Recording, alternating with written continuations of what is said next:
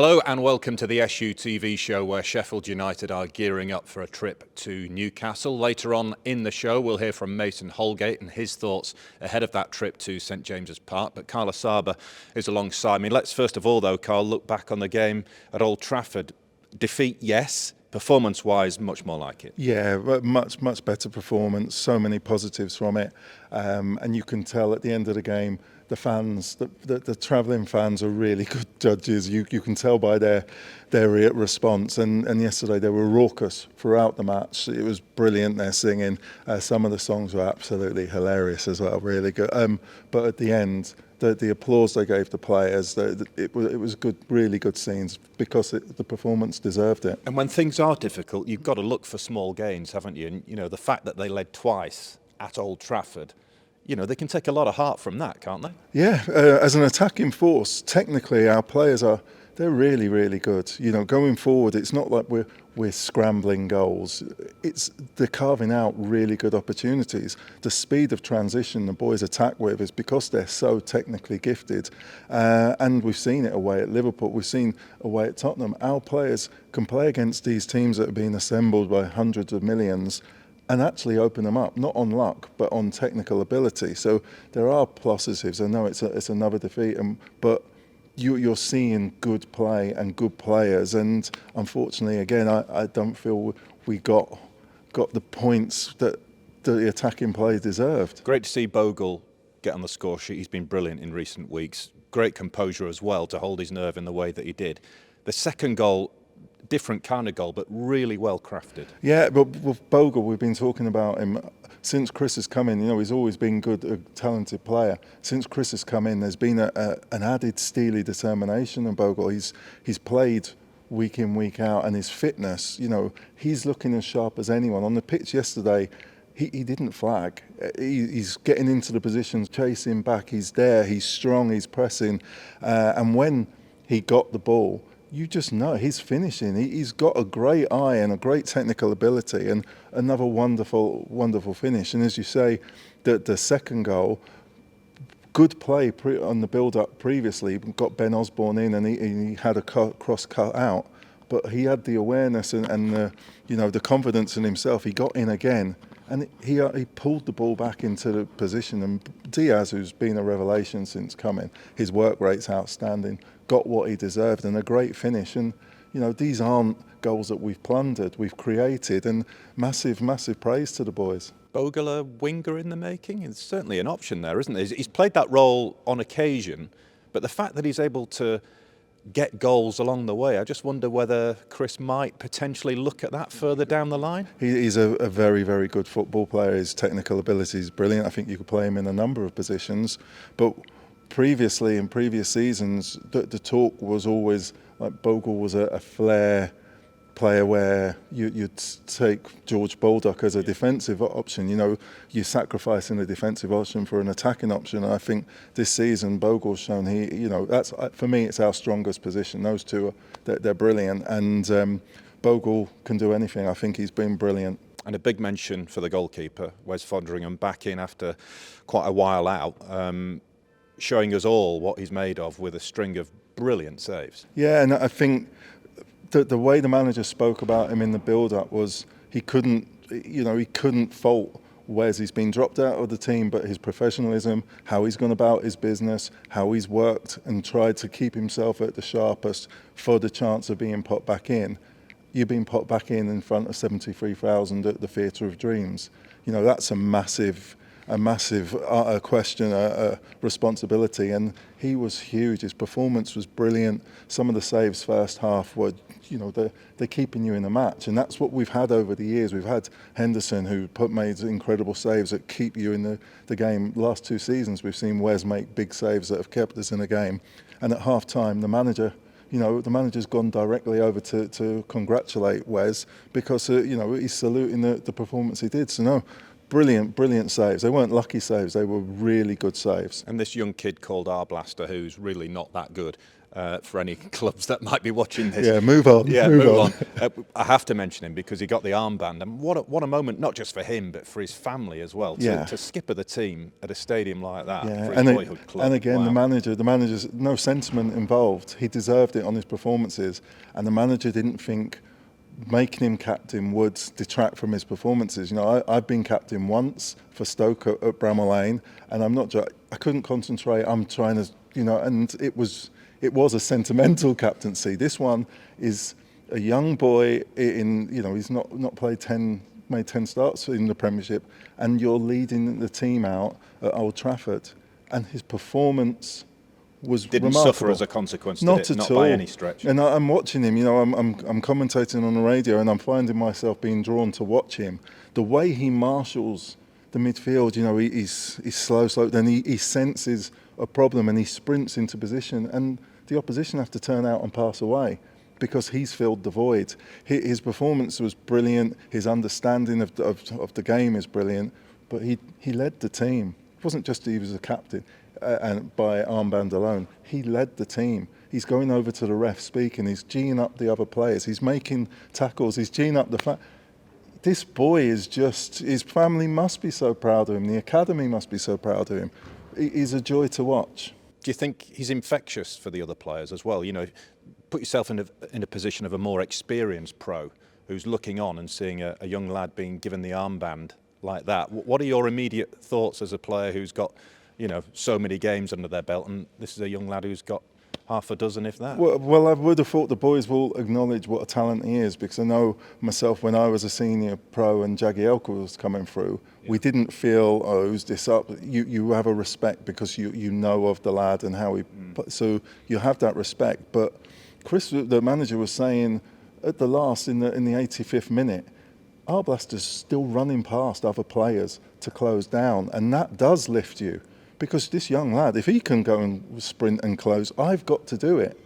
So his performance is leading by example. It's embarrassing other people that, God, I've got to keep up with this boy because, we're on the same pitch, we're being judged together, and he's doing more mileage than me and trying harder. But no, I thought it was just brilliant. It wasn't a token captaincy, and it's definitely not going to be the last time. You see, it's a completely different Carlos Saba this time around. Last time we spoke, you were a bit flat. Everybody was a bit flat, and understandably so. But it's amazing what a better performance can do about the whole feel. It's not just the technical, how good they were. There was a lot of heart out there. McAtee came on and he sprinted, gave everything he could. It wasn't for a chance. It wasn't to stop a goal. It was he needed to get and touch this ball to draw a foul. Not to get an attacking chance. And he gave everything and got fouled, and for his teammates. And that was what I liked seeing. There was a lot of it out there. There was a lot of heart. There was a lot of commitment. There's still a few things that you're picking up on that, it's not quite right. But if I'm seeing it and the fans are seeing it, the manager's seeing it. And, what a job he's got in the summer, because we're not far away. I know we've conceded the most goals. We've not got many points, but if you watch a lot of the games, there's moments, it's not like we've been out of every game because we're not good enough. There's been small margins of bad things that have gone against us in our box, and there's been small margins where we've not quite capitalised in their box. The manager knows if he can tweak and get a few players in, that it's not far off from being good. Stay with us, still to come. We'll hear from Mason Holgate and we'll talk about Newcastle as well. But first, John Garrett recently hosted an auction at Legends of the Lane where he selected some of Sheffield United's most iconic pieces of history. Take a look.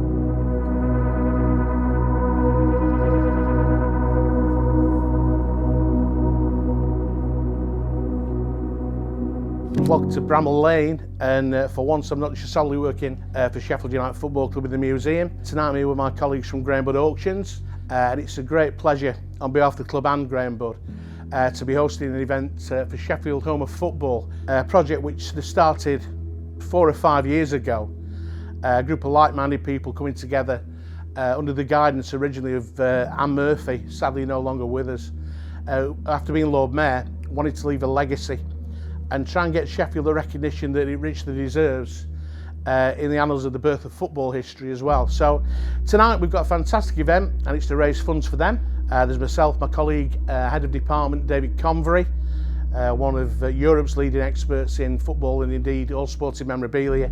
So my name is David Convery. I'm the Head of Sporting Memorabilia at Graham Budd Auctions, and this evening we are hosting a valuation evening and chatting about the home of football, and delighted to be here at Sheffield United in the museum, and kid in the sweet shop here. It's fantastic, all this wonderful memorabilia, sadly not for sale, but great to see you and great to chat about it later on. Right, and now the camera's rolling, I can tell you what we've really got out on display. I've cherry-picked from this fantastic collection. Firstly, one of our 1925 FA Cup final shirts. Hard to imagine that that's 100 years next year since that was out on the pitch at Wembley. The ball from the 1915 FA Cup final, the Khaki Cup final at Old Trafford, Manchester, still the only cup final played during a World War, and the one in which Sheffield United beat Chelsea by 3-0. There's a wonderful England-Canada cap, red and white one, 1924. Again, a very rare cap against Canada. Awarded to the player who scored the only goal in that final, Fred Tunstall. If you've never heard the name before, look him up. His goal-scoring record for the Blades was incredible. Very rare, very valuable. I've also got the cup that was presented to our captain, Ernest Needham, Nudger Needham, captain of the Blades in England, by a local circus owner by the name of George Arundel. And it was to commemorate the Blades winning our first FA Cup in 1899 when we beat Derby County by 4-1. And finally, just a bit different, the oldest known surviving shirt badge from a Blades shirt. And again, that came from the shirt of a player called Ernest Needham, same man. And it's back in the days when a Sheffield United shirt would have been white, maybe a very thin red lining at that point, not plain white, with blue shorts and blue socks. Now, sadly, the shirt hasn't survived. It's been cut up and used as dusters or something like that, which was normally the fate. But it's a wonderful thing. 1891, we replicated it for the 125 celebrations. That's my top list for today. There's some great stories attached to them as well. Mason, first of all, let's take a look back at the game at Old Trafford. What were your thoughts on the performance? It's difficult. It's another one of those results where, not so much the result, it's another one of those performances where you look and you think, on a different day, could have things gone different? And I think when you're down there, it's easy to have a lot of those thoughts and things like that. But I think it's just another difficult one to take. I think if you look at over the course of the game, we had our chances, but it seems to be every time the other team gets a chance, it seems to go in. And quite a lot of times, if you look at last night or you look at Liverpool away, they're not chances. It's Bruno Fernandes or McAllister whipping it in top corner from 35, 40 yards, which is obviously great for the opposition, but for us, it's just one of those things that seems to happen when you're down there. You don't see them doing it against other teams, which seems to be us when we've got a solid base. Someone pulls out a little bit of excellence, but that's what the Premier League is. Watching it though, there were so many positives, but from a player's point of view, when you sat back in the dressing room afterwards, how long is it before you can start thinking about the good things you did in the game, you know, and once that pain of defeat has kind of subsided? Well, it's not yet. No. To this morning, I'm still feeling the pain of defeat. But yeah, it's one of those. I think we're out there to win. I don't know. I can speak personally. I'd rather play awfully and win than play well and lose. So I don't think you can really look back with great fondness of getting beaten. And I personally don't, but I can't speak for everybody, for the rest of the lads, but I'm pretty sure they won't look back with fond memories of it themselves. I think we've conceded way too many goals recently, and you go away at Old Trafford, you score 2, you need to hope that that's keeping you in foothold, but then to concede 4 on soaring 2s, obviously there's room for improvement there. Does it become a mental issue when you are conceding so many goals? When one goes in against you, is there an effect there? You might not know it at the time necessarily, but subconsciously even, is it there? Yeah, I think so. It's obviously difficult to keep conceding goals, but it's a weakness in quite a lot of teams. people are going to score goals, and there's always going to be things to stop that you can look back and focus on. But I just think for us, I think it's been little mistakes that have led to goals, and then that makes 50%, and then there's some that just you hold your hands up, like I keep saying about Fernandez and McAllister and the Fulham overhead kick. There's not really much anybody can do with those kind of goals. They're all world-class goals, and I feel like we've been unfortunate both ways with it. We've had also some things aren't as good, but then you factor in those kind of goals, and it makes it look a lot worse than it actually is. The manager said recently that the Premier League is just too powerful for this team. You've been in the Premier League, you've been around it for several years now. How would you comment on how the Premier League has changed over the last couple of seasons, where we've got to now with it? Because it just feels like a completely different beast every time we begin a new campaign. I think it's just getting more and more athletic. I'd say it's a lot more people with I think when I first come into it, which was going on nearly 8 years now, I think there were a few. What I remember off the top of my head, I might be wrong in this, but I remember a few of the older lads who were very, very experienced but didn't really have that many legs. I think when I came through that, you could have players and teams like that. Whereas now you look round, there's not really people. I can't really think of many players that, if any, in Premier League now that aren't athletic. I think that's a major key to it. And not only that, when you're in the Premier League, you've got that athleticity, but you've got good players on top of that. So a decision that they make like that, it's a goal or it's a tackle or something like that. Whereas it's just not. I just think the tempo of everything gets quicker and quicker every year when more people get more and more athletic, as well as keeping the same switched on mindset of being good players. What have you been doing to try and counter that? Your diet? Do you focus on your diet and your fluid intake and supplements? Yeah, I think everybody does that. I think it's not really.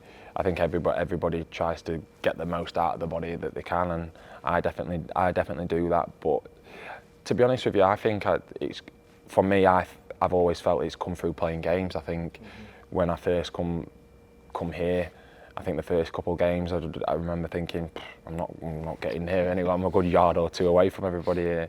And then I felt like I was roundabout coming back to that fitness, and then obviously I got sent off and missed 6 weeks, and then I had to kind of do as much as I could in those 6 weeks to try and get myself to a point of being ready to come back. And if I look back on my own personal performances since I've come back from suspension, I'd say I'd be quite happy with them over the before. But like I said, it's just more about getting yourself to a point where you can be as sharp as possible, because as soon as you're on that pitch, there's nowhere to hide. If you're half a step off it, you're getting punished. Would you say the lack of continuity in the defence is making it hard, the relationships, because there's so many people getting injured at different times? It's hard to have a settled defence. Yeah, definitely. I think if you look at the whole team, I think you could really have played like an argument for that. I think since I've been here, you look at the names that are injured. You've got Bash, Eags, who are two leaders, George, Reece, Max. That's only the defenders. So if you take away that many players from any Premier League squad, I think they're going to be a little bit light on a little bit light, shall we say? And I think it's not a change for us. That's a lot of players to have out in one position, and that's not even going into the other positions. So yeah, I think that's something that's definitely affected us. Have you enjoyed it? Yeah. Being here? Yeah. Obviously you mentioned the red card, which is never ideal so early on when you've just come.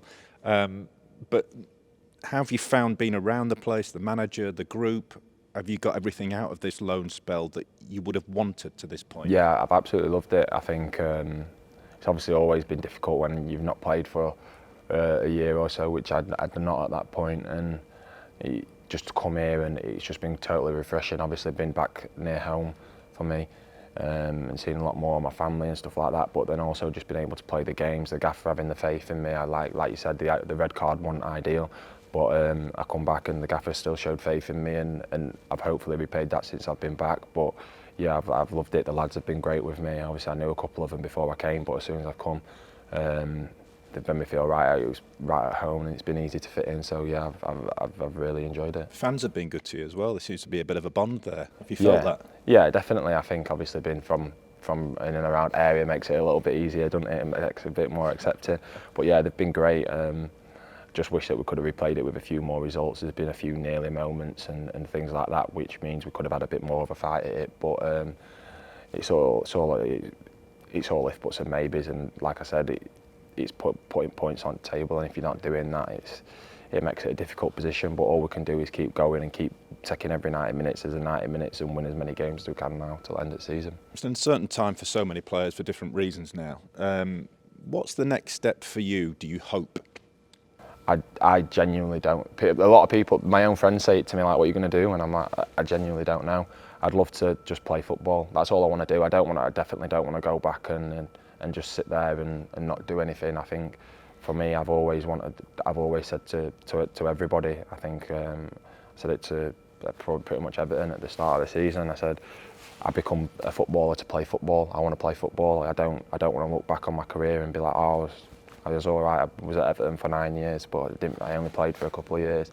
I'd rather look back and listen, whether it be here where things have not gone fantastically or as I would have hoped in January. Well, it has in terms of playing, but results haven't. I'll look back on memories of this when I've hung up my boots and stopped playing football because I've been playing, whereas I won't look back when I've not been playing. And that's something that I've always based my decisions on. It's never been based on anything else. It's all been about, for me, about playing football, and that's all I've ever wanted to do. So I think for the next step, it's about doing that again. It might be a difficult question to answer, but I'm going to ask it anyway. You know, the fact that you've been around the place, you know how special a club this is the part of you that would like to be part of the rebuild, as it were, yeah, and bring the good times back? Yeah, definitely. Yeah, definitely. I'd love to be part of that. Obviously, it's I've still got a year left at Everton, so it'd be hard to get it all sorted. But I'd love it. I'd love to be part of it. It'd be something I've always wanted. Like obviously, like I said, I've always wanted to be in and around this area. Been from around here, and I've been coming to here since I was 6 years old with Barnsley, playing against Dom, Calvert-Lewin on other team. And I've been coming here since I was six years old, all the way up, and I'd love to be here permanently. But like I said, I've got a year left at Everton, so it's what can get sorted on that side of things. And Newcastle next. We know what happened at the Lane. Do you owe them one? Yeah, as simple as that.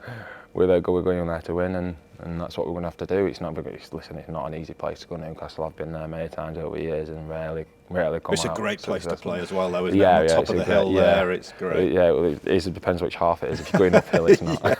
But yeah, we've got to go out and win games, and I think that's what we all know, and that's what we want to do. There's no point just turning up and just going through motions. I think we've got to put a demand on each of us to the end of the season to go out and win games, and hopefully we can do it and put some results together just for people who deserve it, who've been coming and watching us, and that's what we want to do. And listen, it's not an easy one, but no Premier League game is.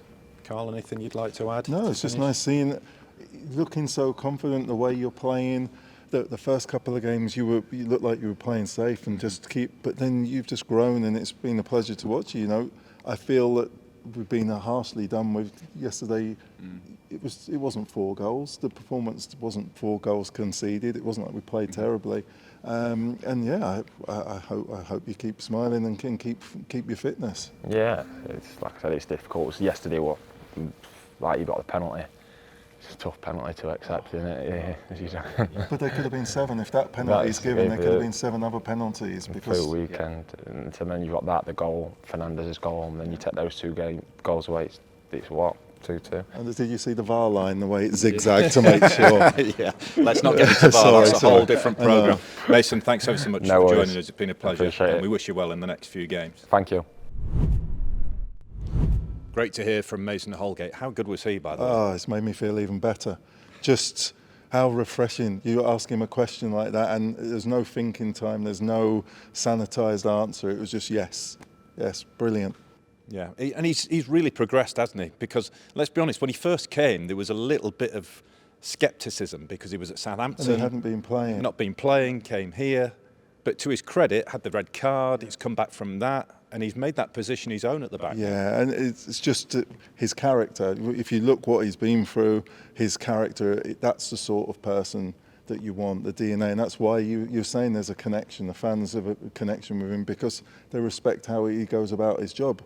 He's been really consistent, and as I said, the defending didn't warrant 4 goals yesterday. It wasn't like the defence didn't play well. It was just they were slightly off at certain bits. But I think he's been a very big plus for me.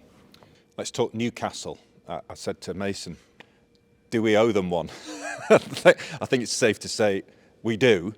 What chance of getting a result at St James's do you think, based on what, especially what we saw at Old Trafford? Well, the other night? it's another one where I get a load of abuse from my friends because I'm telling them, saying that Newcastle match, we started really well. We played really well, and then obviously the wheels came off. But in possession and technically with the ball, our players are going to create chances. We are going to open them up, and I've got a belief in us now that we are good enough to get chances. It's just whether we take the chances and if we can keep a clean sheet and be solid. But the recent performances have been, in majority, a lot better. That result will be in the mind, won't it? What happened at Bramall Lane? Yeah, there'll be a definite understanding that they have world-class players in their team who can score, but if anything, it's got to galvanise you that you've got to try harder, you've got to run with Arblaster when he's chasing people and press like Cameron Archer presses. It's a really great occasion. They've gone from playing in the Theatre of Dreams to going up to St James's Park. It's 2 of the most iconic grounds and atmospheres. They've got to relish it. I'm envious of them because they've worked hard to get here, and they've got a chance to, as you say, right things. And that should give them a bit of a spring in the step now, shouldn't it? Given, all right, it was a defeat at Old Trafford, but as we've talked about so much on here, there were so many positives. The scoreline belies the performance. The boys put in a good performance. They didn't deserve 4 against, and it was a Man United team that's been assembled with hundreds of millions. These boys have got to take heart and understand if we work and we follow the instructions and we stick as a team, and that's, for me, is the key. They're a team, not one individual. They're a team, and if they can stick to the plan and work for one another, they've got a chance because technically they're good players. What do you make of Newcastle this season? Fabulous last year, not quite being able to hit the same heights this time around, but still competing for a European place. They've got a team assembled and a lot of money. Isak's a wonderful player. He's an incredible player. There's lots of. All right, stop naming names if I start getting butterflies. But yes, there are a lot of very good players in black and white kit, and they fall down like anyone else. If you work hard and you put them under pressure and you physically challenge them, they're flesh and bone at the end of the day, and you respect them. But they're there to be beaten, and they scored 8 against us. They've got a lot of pressure because, as you say, they've been assembled. There's a lot of money backing them, and they've got to try and get to the Champions League, and they're falling short. They've got to score 5 or 6 against us to keep everyone up there happy because we're nobody, are we? That's how it's looked on. So, pressure's on them. Enjoy it if you can, Colin. Enjoy the hospitality at St James's Park. I'm sure you will. And that's about as far as we go for this week's show. We will be back, of course, next week to preview the game against Nottingham Forest. Until then, take care of yourselves. Bye-bye.